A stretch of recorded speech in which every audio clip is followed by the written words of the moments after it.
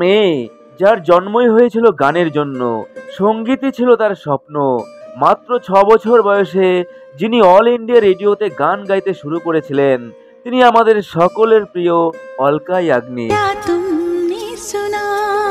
সেই অলকা, সেই তার কণ্ঠ, যার কণ্ঠে মুগ্ধ কোটি কোটি শ্রোতা।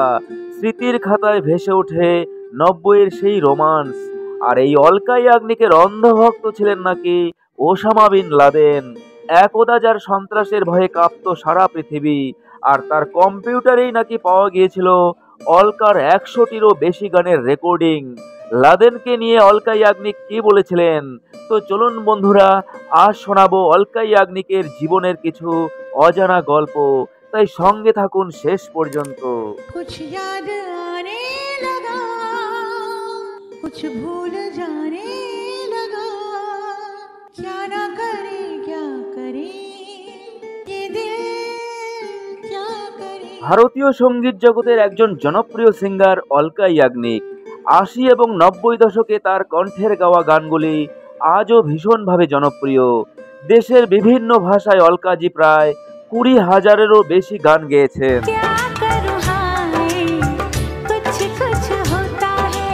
এই জনপ্রিয় সিঙ্গার তার দীর্ঘ সঙ্গীত ক্যারিয়ারে 7 বার জিতেছেন Filmfare award. As a best female playback singer হিসাবে তার ঝুলিতে রয়েছে 3 বার জাতীয় পুরস্কার।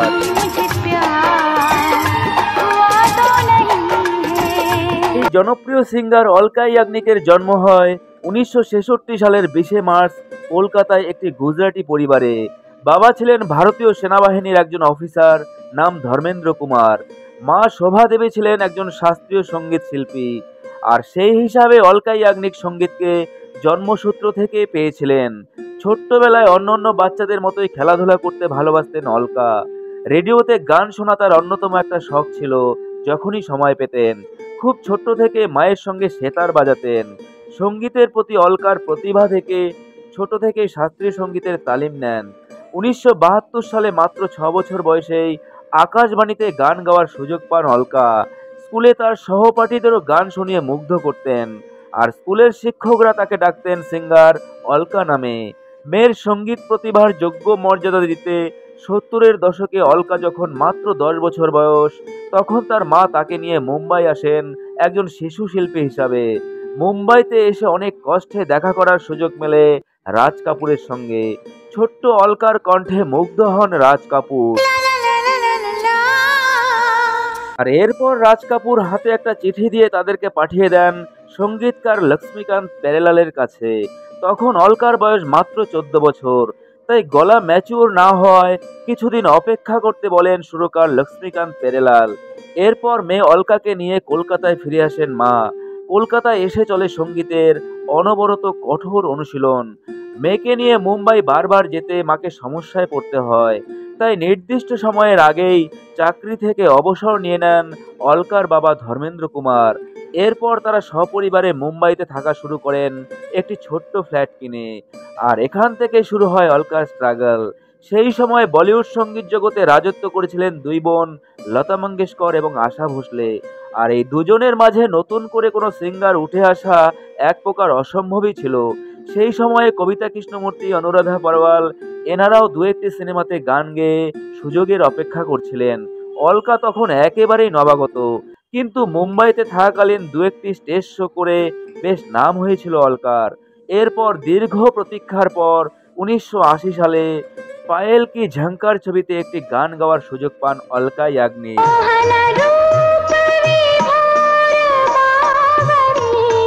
আর এটাই ছিল অলকা ইয়াগনিকের প্রথম হিন্দি গান পায়েল কি ঝঙ্কার ছবিতে।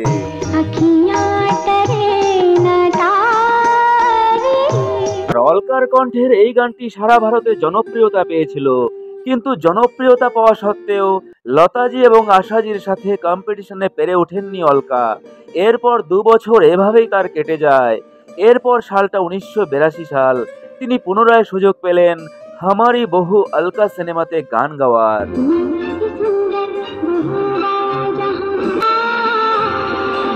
কিন্তু এই গানটি সেভাবে জনপ্রিয়তা পায়নি। এরপর 2-1টি সিনেমাতে গান গাইলেও তার গান পরবর্তীতে পুনরায় লতাজি বা আশা ভোসলেকে দিয়ে গাইয়ে সিনেমাতে ব্যবহার করা হয়েছিল। এই সব ঘটনায় অলকাজি কষ্ট পেয়েছিলেন ঠিকই, কিন্তু হাল ছাড়েননি। এইভাবেই ৫-৬ বছর চলে যায় তার কেরিয়ার।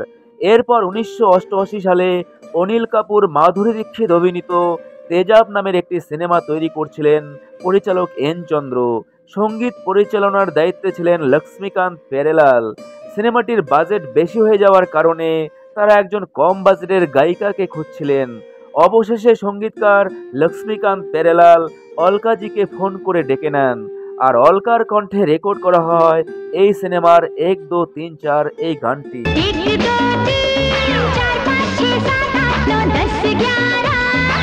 আর এই সিনেমায় অলকার কণ্ঠের এই গানটি হয় সুপারহিট। এই একটা গান রাতারাতি অলকা ইয়াগনিককে বানিয়ে দিল সুপারস্টার।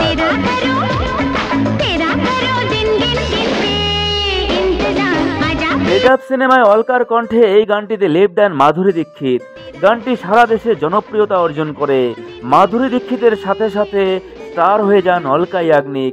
আর ওই একই বছর মুক্তি পায় আমির খান জুহি চাওলা অভিনীত কিয়ামত সে কিয়ামত তক ছবিটি। আর এই সিনেমায় অলকাজির কণ্ঠে গানগুলি হয় সুপারহিট।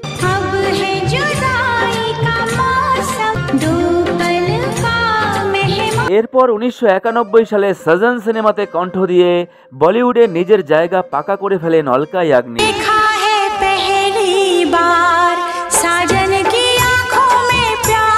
ঠিক একই সময়ে আশিকি সিনেমাতে গান গেয়ে রাতারাতি জনপ্রিয়তা পান কুমার শানু। শানুদা এবং অলকা ইয়াগনিকের জুটি ছিল শুধুমাত্র সময়ের অপেক্ষা। সজন সিনেমাতে মেরা দিল ভি কিতনা পাগল হ্যায় এই গানটি গেয়ে বলিউডে শুরু হয়েছিল কুমার শানু এবং অলকা ইয়াগনিকের দ্বৈত সফর।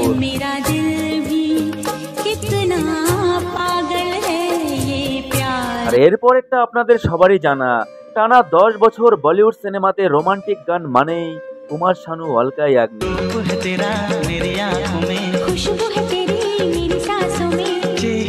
কুমার শানু এবং অলকা ইয়াগনিক একসাথে জুটি বেঁধে গেয়েছেন কয়েক হাজার সুপারহিট গান।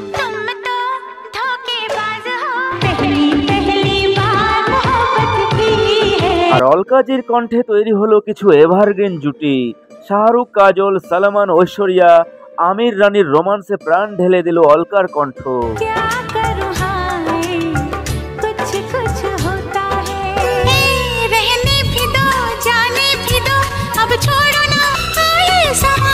অলকাজির কণ্ঠের প্রতিটি গানে তিনি যেন এক নতুন গায়িকা। এক কথায় বলতে হলে বলতেই হয় 90s রোমান্স মানেই অলকা ইয়াগনিক।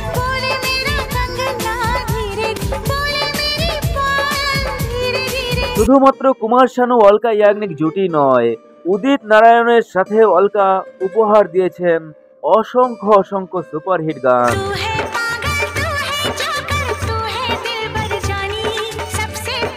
সোনু নিগম, অভিজিৎ সহ বলিউডের প্রায় সমস্ত সিঙ্গারদের সাথে অলকা ইয়াগনিক উপহার দিয়েছেন একের পর এক হিট গান।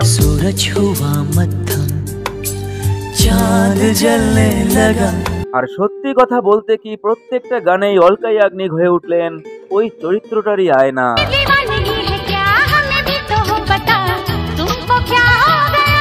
90-এর দশকে বলিউড প্লেব্যাক জগতে যেন রীতিমতো যুদ্ধ চলছিল।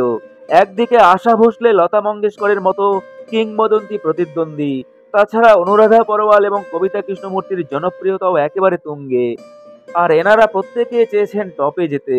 আর এর মধ্যে অলকার নিজেকে প্রমাণ করার লড়াইটা যে কি ভয়ঙ্কর কঠিন ছিল সেটা শুধুমাত্র তিনিই জানেন। একটা কথা শোনা যায়, অনুরাধা পরওয়ালকে রুখতে সেই সময়টা নাকি অলকা ইয়াগনিককে কিছুটা ব্যাকআপ দিয়েছিলেন আশা ভোসলে এবং লতা মঙ্গেশকর। সেই সাথে অলকা নিজেকে আলাদা করে তুলেছিলেন তার ইমোশনাল রেঞ্জ এবং স্পষ্ট উচ্চারণের কারণে। অলকা ইয়াগনিকের ব্যক্তিগত জীবনটাও বড় কম ইন্টারেস্টিং নয়। তাকে নিয়ে গসিপ খুব একটা নেই বললেই চলে। স্বামীর সঙ্গেও তার দারুণ সম্পর্ক, কিন্তু যে প্রশ্ন তাকে নিয়ে বলিউডের অন্দরমহলে ঘুরে বেড়ায় তা হলো সম্পর্ক ভালো হলেও কেন স্বামীর থেকে আলাদা থাকেন অলকা। কারণটা শুনলে অবাক হবেন আপনিও। অলকা ইয়াগনিক ভালোবেসে বিয়ে করেছিলেন শিলংয়ের বাসিন্দা নীরজ কাপুরকে। প্রেমটা শুরু হয়েছিল বেশ অদ্ভুতভাবে। নীরজ ছিলেন অলকার মায়ের বন্ধুর আত্মীয়। তাদের প্রথম দেখা হয় রেল স্টেশনে। অলকা মায়ের সঙ্গে গিয়েছিলেন দিল্লি। স্টেশনে তাদেরকে নিতে এসেছিলেন নীরজ। আর প্রথম দর্শনেই প্রেমে পড়েছিলেন দুজন দুজনার। আর অলকার তখন ভরা কেরিয়ার। তখন মুম্বাই কাঁপাচ্ছেন নিজের যোগ্যতায়। ওদিকে নীরজের যাবতীয় কাজকর্ম, ব্যবসা সবকিছু শিলংয়ে। কারোর পক্ষে কেরিয়ার বিসর্জন দেওয়া সম্ভব ছিল না। তবে অলকার বাবা মায়ের সম্মতি ছিল না এই সম্পর্কে। তারা মনে করেছিলেন লং ডিস্ট্যান্সের এই সম্পর্ক ভেঙে দেবেন। কিন্তু সবার আশঙ্কাকে ভুল প্রমাণিত করে আজও একসঙ্গে রয়েছেন নীরজ অলকা। ১৯৮৯ সালে নীরজ কাপুরের সাথে অলকা বিবাহ বন্ধনে আবদ্ধ হন।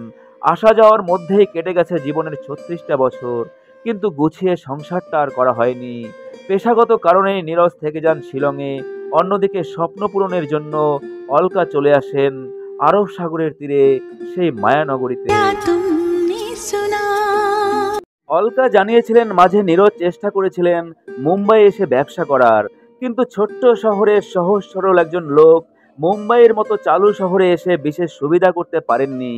বারংবার প্রতারণার শিকার হতে হয়েছিল নীরজকে। এরপর নীরজ ফিরে যান শিলংয়ে। তারপর থেকে আজও চলছে তাদের লং ডিস্টেন্স ম্যারেজ। তাদের একমাত্র মেয়ে সাহেশা কাপুর আজ ফ্যাশন ইন্ডাস্ট্রির নাম করা মুখ। অলকা সবসময় ব্যালেন্স করে গেছেন সবকিছু। একদিকে গান, অপরদিকে ফ্যামিলি। মিডিয়ার নজর থেকে নিজেকে আড়াল করেছেন, কিন্তু মানুষের মন থেকে কখনোই হারিয়ে যাননি। मैं तो तुम्हारे खातिर दुनिया का जहर पी लूंगी। তবে ২০০০ সালের পর থেকে কিছুটা বদলে যায় পরিস্থিতি। ৯০ দশকের শেষের দিকে প্লেব্যাক সিঙ্গার হিসাবে উঠে আসে নতুন নতুন কণ্ঠ। একদিকে শ্রেয়া সুনিধি, অন্যদিকে অটো টিউনের রমরমা। কিন্তু তবুও অলকা লড়ে গেছেন। একবার একটা ইন্টারভিউতে অলকা ইয়াগনিক বলেছিলেন, আমি গান ছেড়ে দিতে চেয়েছিলাম যেহেতু আমার সময় ফুরিয়ে গেছে, কিন্তু তবুও ফিরে এলেন সেই গানে, কারণ তার ভেতরে ছিল এক অদম্য আগুন। তিনি জানতেন অলকা ইয়াগনিক মানেই একটা মানুষের আবেগ। मिलना बातें करना बड़ा अच्छा।